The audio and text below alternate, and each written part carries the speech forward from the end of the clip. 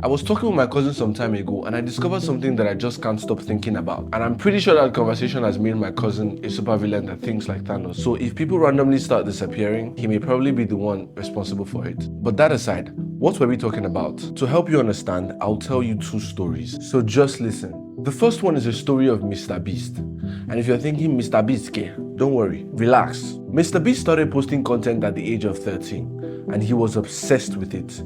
This obsession was not a healthy one. He would make videos every day and he did this for the entire season of high school.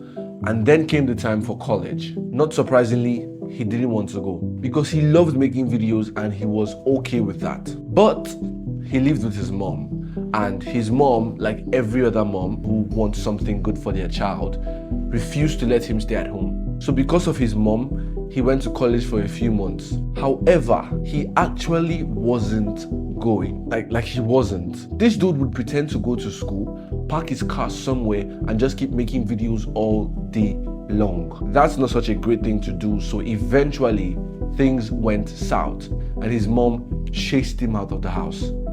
It was that bad. She was probably thinking her son had failed in life. God.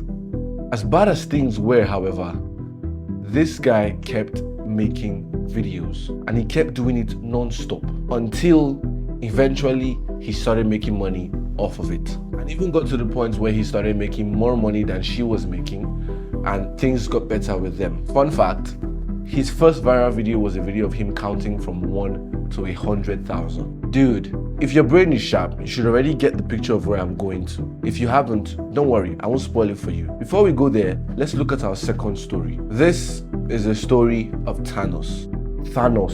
Yeah, Thanos. The supervillain in Avengers who wanted to wipe out 50% of the world. That Thanos.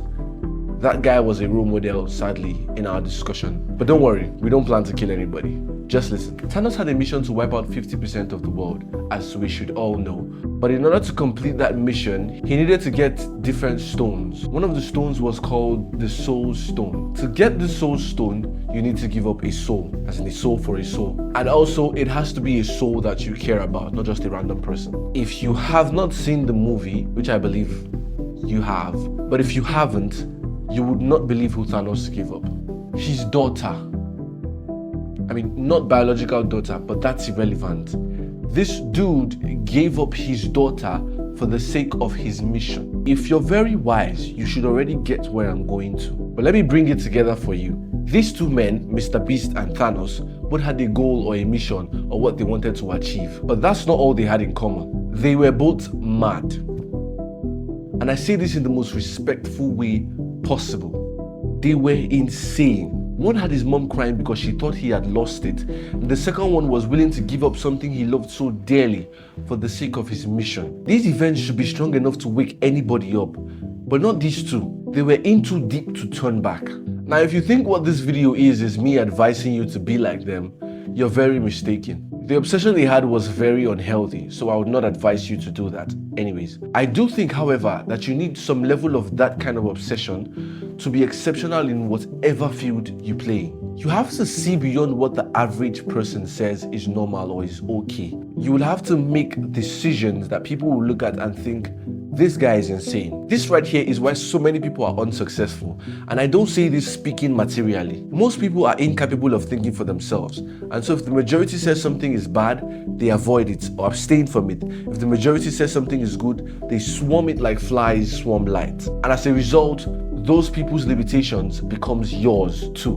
Breaking out of this would mean that people are going to look at you and think you are weird or strange or, dare I say, mad. But from looking at countless experiences and even my life in some ways, I deem it absolutely necessary for you to be sometimes perceived as insane to become truly successful.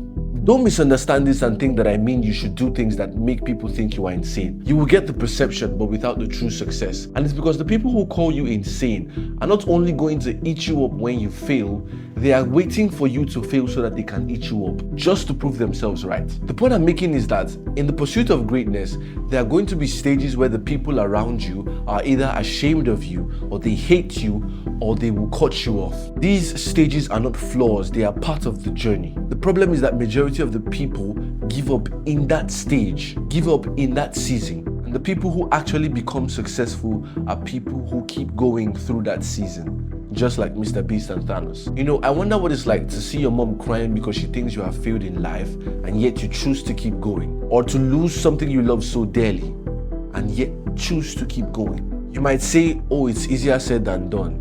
Well, everything in life is easier said than done. Think about that. I'll leave you with this last thing. Understand that the reaction you get from those people is not necessarily because you are doing the wrong thing. It's because they cannot see what you see. And if you are in their shoes, you may actually react the same way. They intend to help you, but because they cannot see what you see, their good intentions may delay or destroy you more than they help you. An ideal world would be a world where people can see the vision and run with it. But sadly, that's not the reality. So, my dear friend, come what may and go what will, you must keep going. My name is Tito, and I'm on a journey to create as much as possible because I believe I was created to create for the good of others. These videos is one of the ways that I do that, and the simple and free thing that you can do to support my journey is to subscribe and like the video. And just by doing that small action, you are now in a small way a part of my journey, and I am grateful to have you on board. See you in the next one.